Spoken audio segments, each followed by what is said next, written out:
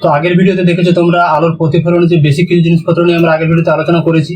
আলোর প্রতিফলন, প্রতিফলনের সূত্র, নিয়মিত প্রতিফলন, বিক্ষিপ্ত প্রতিফলন, তারপরে রশ্মির চ্যুতি, এইসব জিনিস নিয়ে আলোচনা করেছি। তো এই ভিডিওতে এর পরের যে বিষয়গুলো রয়েছে সেগুলো নিয়ে আলোচনা করব। চলো শুরু করা যাক।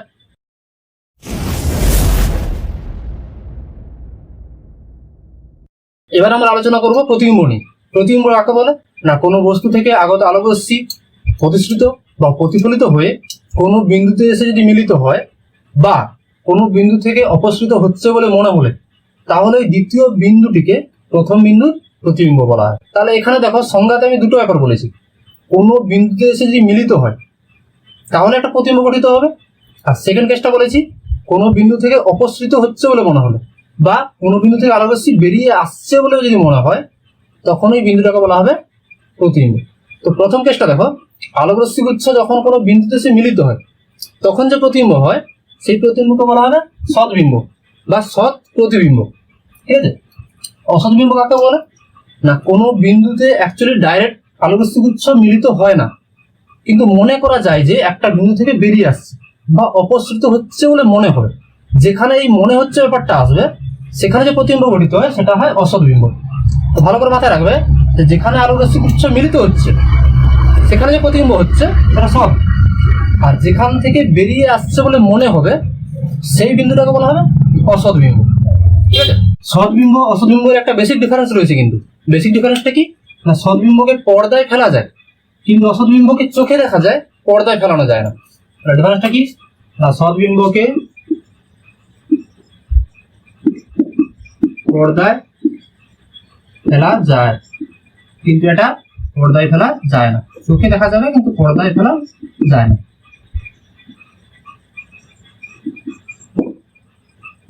ঠিক আছে? এটা বেসিক ডিফারেন্স। এবার আমরা চিত্র দিয়ে একটা সৎবিম্ব এবং অসৎবিম্বের উদাহরণ দেবো। দেখো কেমন জিনিসটা হয়। না, একটা লেন্সের কথা হবো। এই লেন্সটাকে বলা হয় উত্তল লেন্স। ঠিক আছে? কোনো একটা বিন্দু বস্তু, এটা আলোকরশ্মি যাচ্ছে, এখানে প্রতিষ্ঠিত হয়ে এখানে গিয়ে মিলিত হলো। ঠিক আছে? এই জায়গাটা থেকে মিলিত হলো। তাহলে এইটা হচ্ছে বস্তু, আর আলোকরশ্মিগুলো যেখানে গিয়ে মিলিত হচ্ছে সেটা তার প্রতিবিম্ব। এটা কোন ধরনের প্রতিবিম্ব? না, আলোকরশ্মি গুচ্ছ যেহেতু মিলিত হচ্ছে তাহলে প্রতিবিম্ব হবে সৎ প্রতিবিম্ব।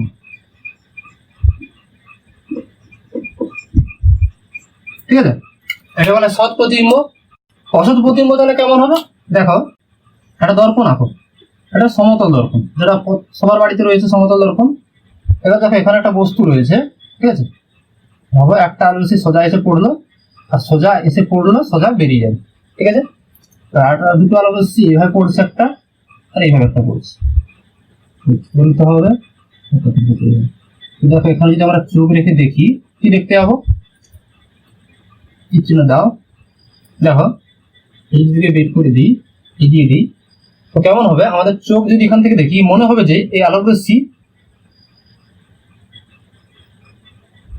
এইখান থেকে বেরিয়ে যাচ্ছে বলে মনে হবে। কি মনে হবে? না, এইখান থেকে আলোকরশ্মিগুলো বেরোচ্ছে, অর্থাৎ এইখানে যে বস্তু রয়েছে, আমরা কিন্তু বস্তুটাকে এভাবে আয়নাতে দেখতে পাচ্ছি না। আমরা দেখতে পাচ্ছি কোনটাকে? এই বস্তুর প্রতিবিম্বটাকে দেখতে পাচ্ছি। এইখানে হবে তার প্রতিবিম্ব। আর এই প্রতিবিম্ব কেমন প্রতিবিম্ব? যেহেতু আলোকরশ্মি গুচ্ছগুলো অ্যাকচুয়ালি মিলিত হচ্ছে না, মনে করা হচ্ছে যে, মানে মনে হবে যে আলোকরশ্মিগুলো এই বিন্দু থেকে বেরিয়ে যাচ্ছে বলে মনে হবে, তো এই বিন্দুটাকে বলা হবে ওই প্রতিবিম্বের অসৎ প্রতিবিম্ব। ঠিক আছে? সৎ বস্তু অসৎ প্রতিবিম্ব। তোমরা নর্মালি জানো যে সমতল দর্পণে সবসময় অসৎ প্রতিবিম্বই গঠিত হয়, সৎ প্রতিবিম্ব গঠিত হয় না। তো সৎ প্রতিবিম্ব গঠিত হবে কখন? না, বিশেষ ক্ষেত্রে। সেটা হচ্ছে বস্তু যদি অসৎ হয়। এখানে বস্তুটা সৎ, তাই তার প্রতিবিম্ব হচ্ছে অসৎ। কিন্তু যদি বস্তু অসৎ হয় তাহলে তার প্রতিবিম্ব সৎ হবে। এর এক্সাম্পল দেবো। দেখো,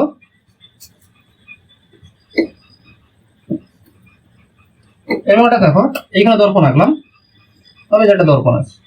ঠিক আছে? আলোকরশ্মি আসছে, এবং আলোকরশ্মি দেখো, অভিসারী রশ্মিগুচ্ছ আসছে, অনেক দূর থেকে আসছে অভিসারী রশ্মিগুচ্ছ। যদি দর্পণটা না থাকতো তাহলে আলোকরশ্মিগুলো কোথায় মিলিত হতো? ঠিক এরকম জায়গায় মিলিত হতো। তাহলে এই আলোর রশ্মি মিলিত হতো এখানে, মানে বস্তুটা রয়েছে অ্যাকচুয়ালি এখানে। যদি দর্পণটা না থাকতো তাহলে এই যে বস্তু, এটা কেমন বস্তু? অসৎ বস্তু, ঠিক আছে? এই বস্তুটা হচ্ছে অসৎ। কিন্তু যেহেতু দর্পণ রয়েছে, প্রতিফলিত হবে। প্রতিফলিত হয়ে কি হবে দেখো,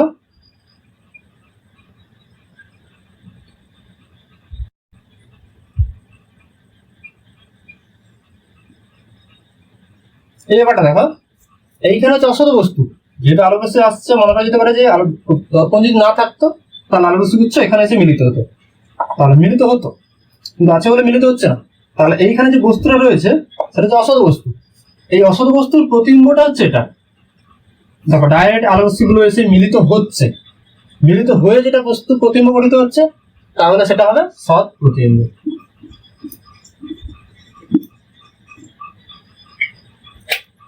বোঝা গেল?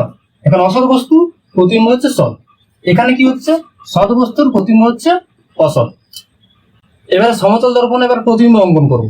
দেখো সমতল দর্পণে প্রতিবিম্ব ক্ষেত্রে দেখাবো যে দর্পণ থেকে বস্তু দূরত্ব, দর্পণ থেকে প্রতিবিম্ব দূরত্ব সমান হয়। কি দেখাবো? না দর্পণ থেকে বস্তু দূরত্ব, দর্পণ থেকে যে প্রতিবিম্ব দূরত্ব সমান হয়। এটা কি করে দেখাবো? দেখো, আর দর্পণ আঁকো। দর্পণ, দর্পণের সামনে ধরুন একটা বস্তু রয়েছে, এখানে একটা বস্তু রয়েছে, ঠিক আছে? এবার আলো রশ্মি আসছে, পড়লো, এটা অভিলম্ব আঁকলাম, প্রতিফলিত হয়ে চলে গেল।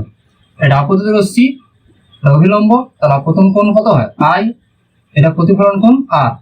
ভাবো আলো রশ্মি এলো এই তলের উপর, অভিলম্ব আঁকলাম, অভিলম্বের সাথে যে কোণ করে সেটা হচ্ছে আই, আর এটা প্রতিফলিত রশ্মি, অভিলম্বের সাথে যে কোণ করে সেটা বলা হয় আর। তো আই আর আর সমান হয়। তো দেখো প্রতিবিম্ব তাহলে কোথায় গঠিত হচ্ছে? আমরা এখানে যদি চোখ রেখে দেখি কি দেখতে পাবো? প্রতিবিম্বটা কোথায় দেখতে পাবো? এইরকম একটা জায়গা। এটা হচ্ছে বস্তু আর এটা তার প্রতিবিম্ব। এবারে বলো এটা কেমন ধরনের প্রতিবিম্ব? এটা কেমন ধরনের প্রতিবিম্ব হবে? না এখানে অ্যাকচুয়ালি আলো রশ্মি তো ডাইরেক্ট এসে মিলিত হচ্ছে না, আমরা যদি চোখ রেখে দেখি মনে হবে কি এইখান থেকে বেরিয়ে আসছে বলে মনে হবে, তাই না? তাহলে এটা প্রতিবিম্ব হবে অসৎ প্রতিবিম্ব, ঠিক আছে? তাহলে এক্ষেত্রে দেখাবো যে দর্পণ থেকে বস্তু দূরত্ব এইটা হচ্ছে ইউ, আর দর্পণ থেকে প্রতিবিম্ব দূরত্ব এটা হচ্ছে ভি। ইউ আর ভি সমান হবে দেখাতে হবে। কিভাবে দেখো? ধরো এটা এ বস্তু, এটা বি, এটা সি, আর এটা ডি। এ বি সি পয়েন্টগুলোর নাম নিলাম, এ বি সি ডি, নাম দিলাম ই, নাম দিলাম এ, ঠিক আছে? এবারে দেখো দুটো ত্রিভুজ পাচ্ছি আমরা, এ বি সি ত্রিভুজ, আর একটা ত্রিভুজ পাচ্ছি ডি বি সি ত্রিভুজ। তাহলে দেখো ত্রিভুজ এ বি সি এবং ত্রিভুজ ডি সি ডি, এই দুটো ত্রিভুজ পাচ্ছি নর্মালি। তো এই দুটো ত্রিভুজের ক্ষেত্রে দেখো এই যে অ্যাঙ্গেলটা, এই অ্যাঙ্গেলটা কত ডিগ্রি হবে? 90 ডিগ্রি। আর এই অ্যাঙ্গেলটা কত হবে? এটাও 90 ডিগ্রি। ডাইরেক্ট উলম্ব হবে, আলো রশ্মি পড়ছে, ঠিক আছে? এইবারে দেখো এই যে অ্যাঙ্গেলটা, এই অ্যাঙ্গেলটা হচ্ছে আই, আপতন কোণ আই। এই অ্যাঙ্গেলটা আই হলে এই অ্যাঙ্গেলটা কত হবে বলতে পারবে? ভাবো এই রেখাটা পরস্পর সমান্তরাল, আর এ বি এ সি রেখাটা এই বি এ আর সি রেখাকে ছেদ করেছে। এই কোণটার এই কোণটা কি হবে? একান্তর কোণ। আর একান্তর যদি কোণ হয় তাহলে এটাও কি হবে? আই হবে, তাই না? এটাও আই হবে। আরেকটা জিনিস দেখো যে এই যে রেখাটা D A Rekha R C রেখা, দেখো এই রেখা আর এই রেখা পরস্পর সমান্তরাল, এই রেখাটা পরস্পর সমান্তরাল, আর ডি সি এ এটা একটা স্ট্রেট লাইন, এই স্ট্রেট লাইনটাকে ছেদ করেছে। তাহলে এই রেখা যদি সমান্তরাল হয়, একটা রেখা যদি ছেদ করে এই কোণটা কি হয়? সমান হয়। তাহলে এক্ষেত্রে দেখো এই রেখা সমান্তরাল আর এটা ছেদ করেছে, তাহলে এই অ্যাঙ্গেলটা কি হবে? ইকুয়াল হবে। অর্থাৎ এটা যদি আর হয় এটাও কি হবে? আর। আর আমরা জানি যে প্রতিফলনের সূত্র যেটা আছে রয়েছে আই আর আর সমান হয়, ঠিক আছে? অতএব এই ত্রিভুজ দুটোর যে জিনিসগুলো জানতে পারলাম যে এই অ্যাঙ্গেলটা সমান, এই অ্যাঙ্গেলটা আর এই অ্যাঙ্গেলটা সমান, আর এটা সাধারণ ভাব, অর্থাৎ angle D B C equal to হচ্ছে অ্যাঙ্গেল এ বি সি, তাহলে এটা কত 90 ডিগ্রি। আর রয়েছে কি এ অ্যাঙ্গেল ইকুয়াল, অর্থাৎ angle B A C equal to angle B D C, তাই তো, যেহেতু আই ইকুয়াল টু আর। আর এটা কি বি সি সাধারণ বাহু, এটা সাধারণ বাহু, তাহলে দুটো ত্রিভুজ কি হবে সর্বসম ত্রিভুজ। অর্থাৎ এই দুটো ত্রিভুজ যেহেতু সর্বসম হচ্ছে, তাহলে এর সাধারণ অনুরূপ বাহুগুলো কি হবে সমান হবে। অর্থাৎ এই বাহুটা দেখো বিডি ইকুয়াল টু কত হবে এবি ইকুয়াল টু হবে বিডি। এবি ইকুয়াল টু কি দর্পণ থেকে বস্তু দূরত্ব, আর বিডি কি দর্পণ থেকে প্রতিবিম্ব দূরত্ব। অর্থাৎ এভাবে লিখি এবি ইকুয়াল টু বিডি, তাহলে এটা লিখবো যে দর্পণ, লিখতে পারি যে দর্পণ থেকে বস্তু দূরত্ব ইকুয়াল টু দর্পণ থেকে প্রতিবিম্বের দূরত্ব। ঠিক আছে, অর্থাৎ এখান থেকে কি দেখা গেল যে এইটা যদি দর্পণ হয়, দর্পণ থেকে বস্তু দ্বারা যত দূরত্বে থাকে দর্পণ থেকে প্রতিবিম্ব দূরত্ব ইকুয়াল হয়। এবার দেখো ল্যাটারাল ইনভার্সন অর পার্শ্বীয় পরিবর্তন। পার্শ্বীয় পরিবর্তন জিনিসটা কি, মানে হবে একটা দর্পণ রয়েছে, দর্পণের সামনে একটা যদি বস্তু রাখি তাহলে কি হয় বস্তুটার প্রতিবিম্ব ঠিক উল্টে যায়। অর্থাৎ ব্যাপারটা কি হয় দেখো, এটা দর্পণ, ঠিক আছে, এর সামনে যদি পি রাখি, ঠিক আছে, প্রতিবিম্ব ঠিক উল্টো হবে, মানে ব্যাপারটা হবে এইরকম হয়ে যাবে। কেন হয় এরকম, এই যে ব্যাপারটা, তার আগে বলি এই যে ব্যাপারটা হয় পাশের দিকে যে উল্টে যাওয়ার যে ঘটনা, এই ঘটনাকেই বলা হবে পার্শ্বীয় পরিবর্তন। এবার এই পার্শ্বীয় পরিবর্তন কেন হয় তার কারণ হচ্ছে দেখো এই দর্পণ থেকে এই যে দূরত্ব, এই পয়েন্টের দূরত্ব আর দর্পণ থেকে প্রতিবিম্ব দূরত্ব কি হয় ইকুয়াল হয়। একটু আগে দেখলাম যে দর্পণ থেকে বস্তু দূরত্ব, দর্পণ থেকে প্রতিবিম্ব দূরত্ব ইকুয়াল। এই যে নিয়ম, এই নিয়মটা মেনে চলার জন্যই এই ব্যাপারটা ঘটে। তাহলে দেখো এই বিন্দুটা ঠিক এখান থেকে এত দূরত্বে গঠিত হবে, তাই তো, এবং এই দূরত্বের বিন্দু, এই বিন্দুটা কি হবে সবচেয়ে অনেক দূরত্বে আছে, ঠিক একই ডিস্টেন্সে এইদিকেও এই বিন্দুর প্রতিবিম্ব এখানে গঠিত হবে। এই বিন্দুর প্রতিবিম্ব কি হবে, এই ডিস্টেন্স যা হবে এই বিন্দুর প্রতিবিম্ব দূরত্ব ঠিক এতটাই হবে। এই ডিস্টেন্স ইকুয়াল, এই ডিস্টেন্স ইকুয়াল, এই ডিস্টেন্স আর এই ডিস্টেন্স ইকুয়াল। দর্পণ থেকে এই বস্তুর প্রতিবিম্ব আর দর্পণ থেকে প্রতিবিম্ব দূরত্ব ইকুয়াল রাখার জন্যই এই পাশের দিকে দর্পণটা বস্তুটার প্রতিবিম্ব উল্টে যায়। এই জন্য এই ঘটনাকে বলা হবে পার্শ্বীয় পরিবর্তন। আচ্ছা, দর্পণের সামনে যদি আমরা ডাব্লিউ রাখি তাহলে কেমন হবে, ডাব্লিউটা দেখো ডাব্লিউই থাকবে, কোনো রকম পার্শ্বীয় পরিবর্তন হবে না, কারণ এই বিন্দু দূরত্ব যা, এই বিন্দু দূরত্ব একই, এই বিন্দু দূরত্ব যা, এই বিন্দু দূরত্ব একই। তো যদি আমরা ই রাখি তাহলে কেমন হবে না, ইটা দেখো উল্টে যাবে, একই ডিস্টেন্স রাখবো এবং উল্টে যাবে। পাশের দিকে উল্টে যাওয়াকে বলা হয় পার্শ্বীয় পরিবর্তন। তাহলে সমতল দর্পণের প্রতিবিম্ব গঠনের ক্ষেত্রে নরমাল কিছু বৈশিষ্ট্য রয়েছে, সাধারণ কিছু বৈশিষ্ট্য। যে বৈশিষ্ট্যগুলো, প্রথম বৈশিষ্ট্য হচ্ছে যে দর্পণ থেকে বস্তু দূরত্ব, দর্পণ থেকে প্রতিবিম্ব দূরত্ব ইকুয়াল হবে। তার প্রথম বৈশিষ্ট্য এটাই যে দর্পণ থেকে বস্তু দূরত্ব আর দর্পণ থেকে প্রতিবিম্ব দূরত্ব সমান। দ্বিতীয় বৈশিষ্ট্য কি না, দ্বিতীয় বৈশিষ্ট্য হচ্ছে যে কোনো বস্তুর সৎ বস্তু যদি হয় তার প্রতিবিম্ব অসৎ হবে, তাহলে সৎ বস্তুর প্রতিবিম্ব অসৎ হয়, তাহলে এটা দ্বিতীয় বৈশিষ্ট্য। তৃতীয় কি না, বস্তুর সাইজ এবং প্রতিবিম্বের সাইজ ইকুয়াল হয়। মানে জিনিসটা কি না, তুমি যদি দর্পণের সামনে নিজেকে দেখো, তোমার নিজের যে সাইজ প্রতিবিম্বের সাইজ ইকুয়াল দেখতে হবে। আরেকটা বৈশিষ্ট্য রয়েছে যে সমতল দর্পণে কোনো বস্তুর প্রতিবিম্ব উল্টে যায়, মানে পার্শ্বীয় পরিবর্তন ঘটে। উল্টে যায় মানে পাশের দিকে উল্টে যায়, মানে পার্শ্বীয় পরিবর্তন। পি যদি দেখো তাহলে কি দেখবে, কিউ দেখবে, এরকম ঘটনা ঘটে, তাহলে এই ঘটনাকে বলা হয় পার্শ্বীয় পরিবর্তন। এরকম কয়েকটা বৈশিষ্ট্য সমতল দর্পণে দেখতে পাওয়া যায়। আচ্ছা, এবারে আমরা বক্র প্রতিফলক তল নিয়ে আলোচনা করব। বক্র প্রতিফলক তল জিনিসটা কি, আর তোমরা সমতল দর্পণটা দেখেছো, পুরো সমতল থাকে দর্পণ, তেমনি দর্পণটা গোলাকারও হতে পারে। না, কোনো দর্পণ যদি কোনো গোলকের অংশ হয় তখন সেই দর্পণটাকে বলা হবে গোলীয় দর্পণ। তো গোলীয় দর্পণ নর্মালি দুই প্রকার, এক প্রকার হয় উত্তল আর একটা কি হয় অবতল। ঠিক আছে, তো দেখো গোলীয় দর্পণ দুই প্রকার, উত্তল দর্পণ, অবতল দর্পণ। তাহলে উত্তল দর্পণটা কেমন হবে, দেখো এই যে দর্পণটা দেখো, এটা গোলীয় দর্পণ, ঠিক আছে। আর গোলীয় দর্পণ উত্তল কখন হবে, যখন যে চকচকে সাইডটা বা রিফ্লেক্টিং যে সারফেসটা বাইরের দিকে থাকবে, অর্থাৎ ভেতরের দিকটা কি থাকবে, রাফ থাকবে, এইভাবে থাকবে। এই যে দর্পণটা, এই দর্পণ হবে উত্তল দর্পণ। ঠিক এখানে যদি আমরা আঁকি দেখবো, এর রিফ্লেক্টিং সারফেসটা ভেতরের দিকে আছে। এই যে ডট ডট করে দিয়েছি, সেটা মানে কি রাফ সারফেস। এদিকে প্রতিফলন হয় না, প্রতিফলনটা তো কোন দিকে হয়, ভেতরের দিকে হয়। মানে রিফ্লেক্টিং যে সারফেস সেটা ভেতরের দিকে আছে, আর চকচকে সাইডটা মানে ভেতরের দিকে আছে, আর রাফ সাইডটা বাইরের দিকে আছে। ঠিক আছে, তো এবার দেখো দর্পণের বেসিক কিছু বিষয় নিয়ে আমাদের ধারণা রাখতে হবে। কি সেগুলো? কি সেগুলো হচ্ছে যে দর্পণের বক্রতা কেন্দ্র, দর্পণের বক্রতা ব্যাসার্ধ, দর্পণের প্রধান অক্ষ কাকে বলে, দর্পণের উন্মেষ কাকে বলে, তো এগুলো সম্বন্ধে আমাদের জানতে হবে। এই দর্পণটা কি, এটা যদি একটা গোলক কমপ্লিট করি, দেখো ডট ডট করে যদি গোলকটা কমপ্লিট করি, তাহলে কেমন ব্যাপারটা হবে, এরকম ব্যাপারটা হবে যে মনে করা যেতে পারে যে এই দর্পণ একটা গোলকের অংশ। যেই গোলকের অংশ তার নিশ্চয়ই একটা কেন্দ্রবিন্দু পাবো। এই যে কেন্দ্রবিন্দু, এই কেন্দ্রবিন্দুটাকে বলা হবে বক্রতা কেন্দ্র।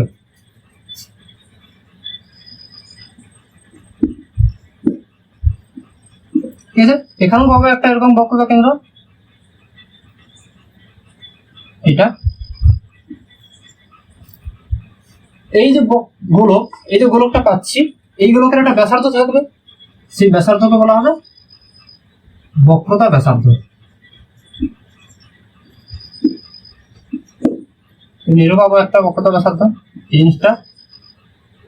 এবার দেখো এই যে দর্পণ এম এম প্রাইম, এর ঠিক মিডিল একটা পয়েন্ট পাবো এরকম জায়গায়, যেই পয়েন্টটাকে বলা হবে, ও নাম দিলাম, এটা নাম দিলাম সি। এইটা বলা হয় মেরু। দুই প্রান্তের ঠিক মাঝখানে একটা পয়েন্ট, এখানে একটা পাবো এরকম জায়গা ও, আর নাম দিলাম সি। এই ও পয়েন্ট আর সি পয়েন্ট, এই যে ও পয়েন্ট আর সি পয়েন্ট, এদের যদি সংযোগকারী সরলরেখা যদি টেনে দিই, স্ট্রেট লাইন পাবো। এই যে স্ট্রেট লাইনটা পেলাম, এটাকে বলা হবে প্রধান অক্ষ। ঠিক আছে, এরও তাহলে আঁকো একটা, এটা হচ্ছে প্রধান অক্ষ। ঠিক আছে, তাহলে ও সি যে সরলরেখা যোগ করে দিলাম, এটাকে বলা হয় প্রধান অক্ষ। এবারে দেখো উন্মেষ, এই যে এম এম প্রাইম যে সংযোগকারী সরলরেখা, এটাকে বলা হবে উন্মেষ। এটা রেখে দাও, উন্মেষ। এবার দেখো এই যে এম আর সি যদি যোগ করে দিই, আর সি আর এম প্রাইম যোগ করে দিলাম, এই যে কোণ তৈরি করলো এম সি এম প্রাইম, এই কোণটাকে বলা হবে কৌণিক উন্মেষ। তাহলে এম এম প্রাইমটাকে কি বলা হয়, উন্মেষ। আর এম সি এম প্রাইম, এই কোণটাকে বলা হবে কি, কৌণিক উন্মেষ। এটা এখানেও আমরা পাবো একটা কৌণিক উন্মেষ, যোগ করে দাও, এটা কেন্দ্র, এটা C M C M prime, এই যে কোণটা তৈরি করলো, একে বলা হবে কৌণিক উন্মেষ। আর কি কি জিনিস জানলাম, এই যে সি, এটাকে বলা বক্রতা কেন্দ্র, এই যে মধ্যবিন্দু বা মিডল পয়েন্ট, এটাকে বলা হয় মেরু। আর এম এর সংযোগকারী সরলরেখা বলা হবে উন্মেষ।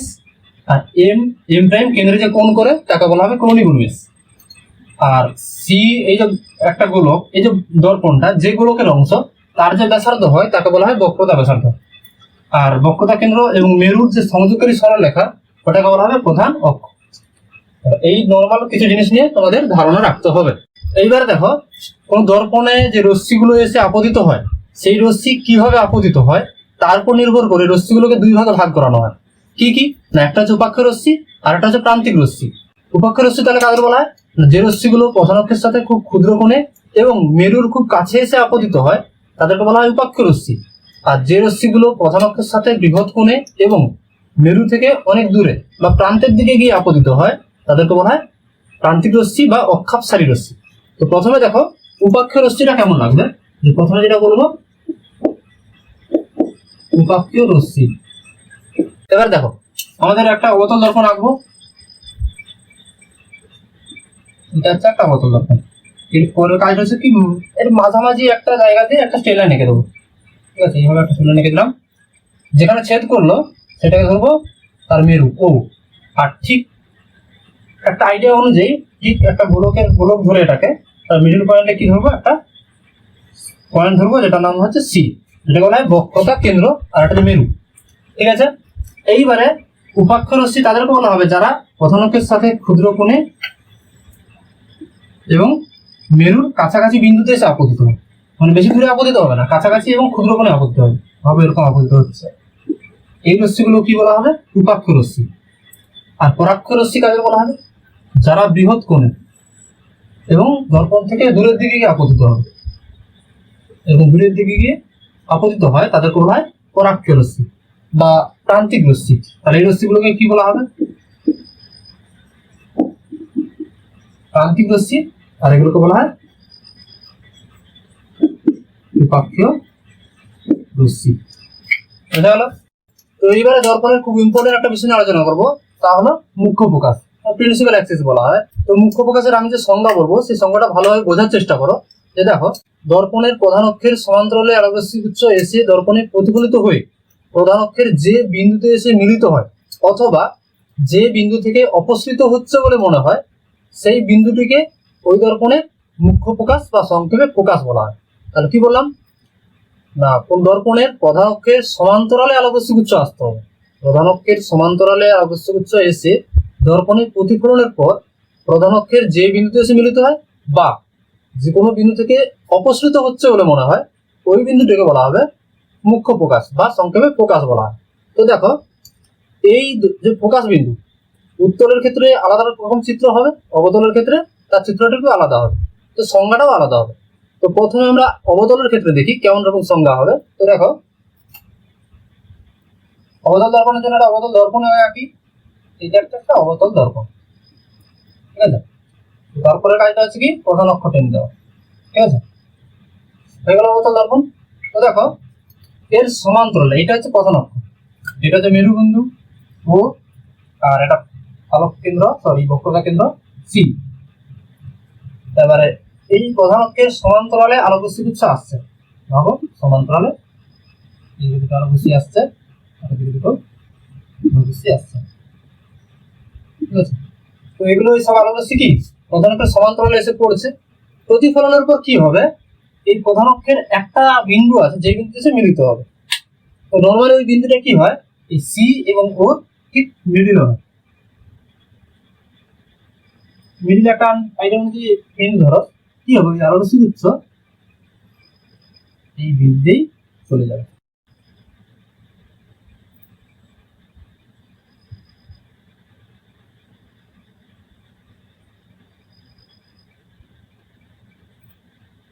তো দেখো, প্রধান অক্ষের সমান্তরাল আলোকরশ্মি গুচ্ছ এলো, দর্পণে প্রতিফলিত হলো, প্রতিফলনের পর যে বিন্দুতে এসে মিলিত হয় এই যে বিন্দু, এই বিন্দুটাকে বলা হবে মুখ্য ফোকাস। আর এটা কোন দর্পণের? অবতল দর্পণ। এটা হচ্ছে অবতল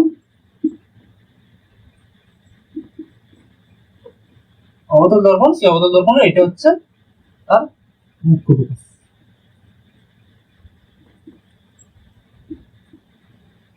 বোঝা গেল? তাহলে এখানে অ্যাকচুয়ালি অবতল দর্পণে আলোকরশ্মি গুচ্ছ একটা পার্টিকুলার একটা বিন্দুতে এসে মিলিত হবে, আর ওই বিন্দুটা প্রধান অক্ষের উপরেই থাকবে। এবারে দেখবো উত্তল দর্পণে কেমন হয়। উত্তল দর্পণ একটা আঁকো। দেখো,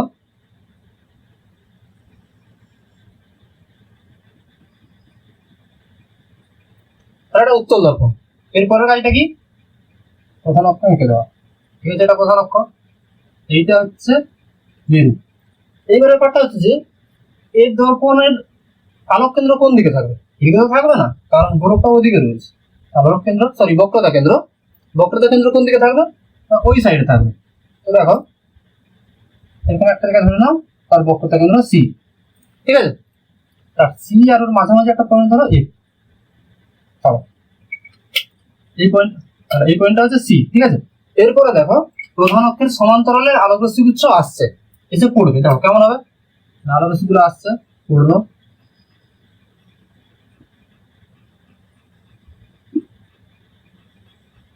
ঠিক আছে, আলোকরশ্মি গুলো প্রধান অক্ষের সমান্তরালে এসে পড়লো।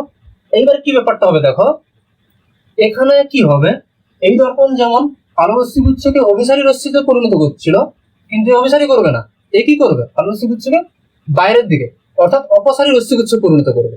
কেমন হবে ব্যাপারটা? রশ্মিগুচ্ছ পরিণত করবে, কিন্তু মনে হবে যে একটা পার্টিকুলার বিন্দু থেকে বেরিয়ে আসছে। তখন ব্যাপারটা কেমন হবে? সব পয়েন্টগুলো মনে হবে যে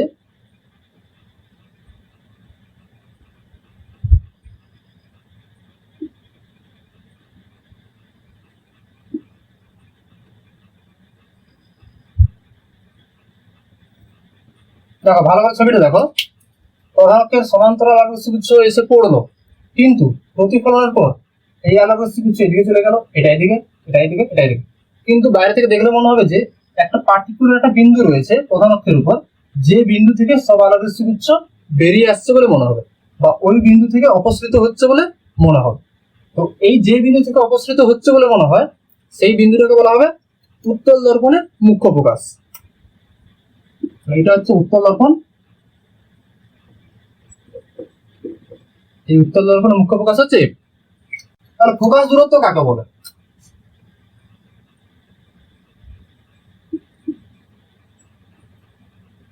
ফোকাস দূরত্ব এর দ্বারা ফোকাস করা হয় নরমালি। ফোকাস দূরত্ব কাকে বলা হয় তাহলে? দেখো, সব দূরত্ব মেরু থেকে মাপা হয়। তো দেখো, এই মেরু থেকে এই ফোকাস বিন্দুর যে দূরত্ব, এই দূরত্বটাকে বলা হবে ফোকাস দূরত্ব।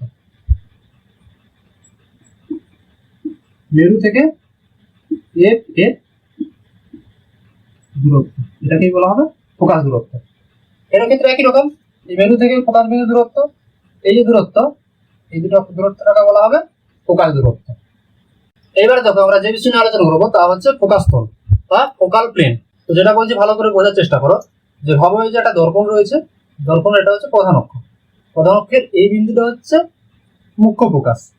তো এই মুখ্য ফোকাস দিয়ে প্রধান অক্ষের সঙ্গে উলম্ব ভাবে যদি একটা তল কল্পনা করি, উলম্ব তল প্রধান অক্ষের সঙ্গে লম্ব ভাবে থাকবে ওই তল, এবং সেটা ফোকাস বিন্দু দিয়ে যেতে হবে। ফোকাস দিতে মুখ্য ফোকাস বিন্দুগামী প্রধান অক্ষের সাথে উলম্ব যে তল কল্পনা করবো, সেই তলটাকে বলা হবে ফোকাস তল। বুঝা গেল? তো দেখো ছবিতে দেখা যদি কেমন হবে, একটা অবতলের কথা হবো, অবতল দর্পণ। এটা হচ্ছে প্রধান অক্ষ, ঠিক আছে, আর এটা হচ্ছে তার ফোকাস বিন্দু এফ, আর একটা বক্রতা কেন্দ্র সি, আর এটা হচ্ছে মেরু। এই ফোকাস বিন্দুতে যাবে এবং প্রধান অক্ষের সাথে তল হবে। আমরা আমি 2D তে আঁকছি বলে দর্পণ মানে তলটা যেন বাঁকা দেখাচ্ছে, কিন্তু তলটা কেমন হবে? তলটা যদি দেখি এইভাবে উলম্ব তল হবে, এই রেখার সাথে লম্ব সমকোণে থাকবে, পুরো এরকম উলম্ব হবে। তো এই যে তলটা যেটা হলো, এটাকে বলা হবে ফোকাস তল। ঠিক আছে, সিম্পল জিনিস। তো এরপরে জিনিসটা জানবো সেটা হচ্ছে কি, সেটা হচ্ছে গৌণ ফোকাস। কি জানবো? যে গৌণ ফোকাস।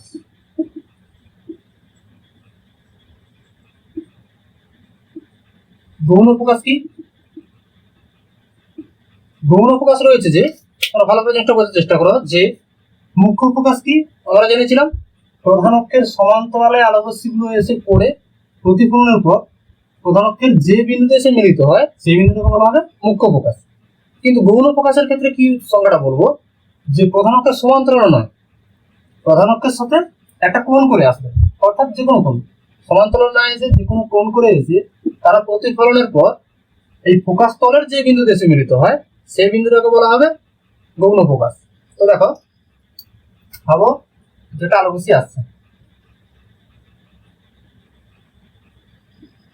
এরা কিন্তু নিজেরা পরস্পরের সমান্তরাল, কিন্তু প্রধান অক্ষের সমান্তরাল নয়। সেই রশ্মিগুলো প্রতিফলনের পর কি হয়, এই যে ফোকাস তল আছে, ফোকাস তলের যে কোনো একটা বিন্দুতে এসে মিলিত হবে। তো যে বিন্দুতে এসে মিলিত হবে, সেই বিন্দুটাকে বলা হবে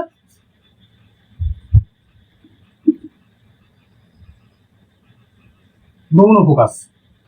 ঠিক আছে, এই যে বিন্দু, এই বিন্দুটাকে বলা হয় মুখ্য ফোকাস। এবারে তোমাদের একটা বিষয় বলি, যে দেখো এই আলোকরশ্মিগুচ্ছ এইভাবে এসে প্রতিফলনের পর এই বিন্দু এসে মিলিত হচ্ছে, তাহলে এটাকে বলা হবে গৌণ ফোকাস। ঠিক আছে, আবার এদিক থেকে একটা আলোকরশ্মি আসছে, তারা এসে পড়লো, এখানে এসে মিলিত হলো। ঠিক আছে, এই যেখানে এসে মিলিত হলো, সেখানে আরেকটা গৌণ ফোকাস পাবো, অর্থাৎ বিভিন্ন দিক থেকে আলো রশ্মি আসবে। এই যে তলটা ভাবছি, তলটা কল্পনা করছি, এই তলের বিভিন্ন বিন্দুতে এসে মিলিত হবে। অর্থাৎ যতগুলো এসে বিন্দুতে এসে মিলিত হবে সবগুলো একটা কি গৌণ ফোকাস। অর্থাৎ এই যে উলম্ব তল বা ফোকাস তল, এই ফোকাস তল প্রধান অক্ষকে যে বিন্দুতে ছেদ করেছে সেই বিন্দুটাকে বলা হচ্ছে শুধুমাত্র মুখ্য ফোকাস। আর এই তলের যতগুলো বাকি সব বিন্দু পাওয়া যাবে সেগুলোকে বলা হবে গৌণ ফোকাস।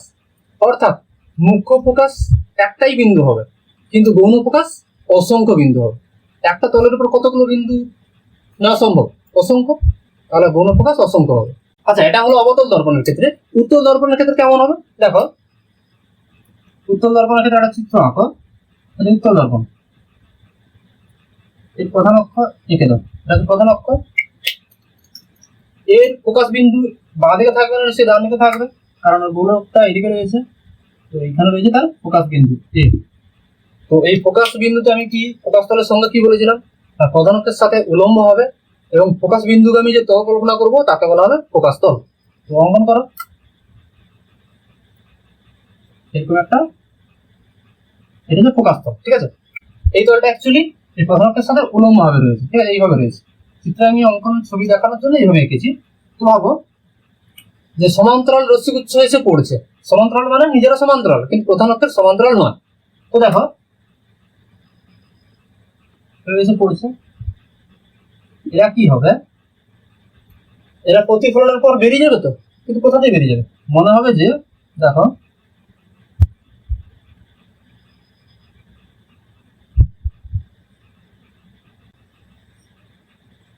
তাহলে মনে হবে যে এরকম একটা বিন্দু থেকে বেরোচ্ছে। এই যে বিন্দুটা যে বিন্দু থেকে বেরিয়ে যাচ্ছে মনে হবে, ওই বিন্দুটাকে বলা হবে গৌণ ফোকাস। ওই বিন্দুটাকে বলা হবে গৌণ ফোকাস। আর এই যে তলটা, এই তলটা প্রধান অক্ষকে যে বিন্দু ছেদ করছে ওই বিন্দুটাকে বলা হবে মুখ্য ফোকাস। তো একটাই জানলাম যে এই যে তলটা ফোকাস তল, সেই ফোকাস তলের উপর এই পার্টিকুলার একটা বিন্দু যে বিন্দুতে প্রধান অক্ষকে ফোকাস তল ছেদ করেছে ওই বিন্দুটাই হচ্ছে মুখ্য ফোকাস। তাহলে ওই মুখ্য ফোকাস একটাই বিন্দু হওয়া সম্ভব, মুখ্য ফোকাস একটাই হওয়া সম্ভব। কিন্তু গৌণ ফোকাস কি হয়? অসংখ্য হওয়া সম্ভব, কারণ এই ফোকাস তলের মধ্যে মুখ্য ফোকাস ছাড়া বাকি যত বিন্দু পাবো সবই কি গৌণ ফোকাস। আচ্ছা, তোমাদের এখানে আরেকটা বিষয় সম্বন্ধে একটা বলে দিই যে এই মুখ্য ফোকাস আপতিত আলোর বর্ণের উপর ডিপেন্ড করে না। মানে আমরা কোন বর্ণের আলো ফেলছি, লাল, নীল, সবুজ, হলুদ, যেই বর্ণের আলো ফেলি না কেন সবার জন্যই ফোকাস দূরত্ব একই হবে, বর্ণের উপর ফোকাস দূরত্ব নির্ভর করবে না। তো আজ যতটা পড়ানো হলো তোমরা প্র্যাকটিস করো, পরের ভিডিও নিয়ে খুব তাড়াতাড়ি আসবে। টাটা।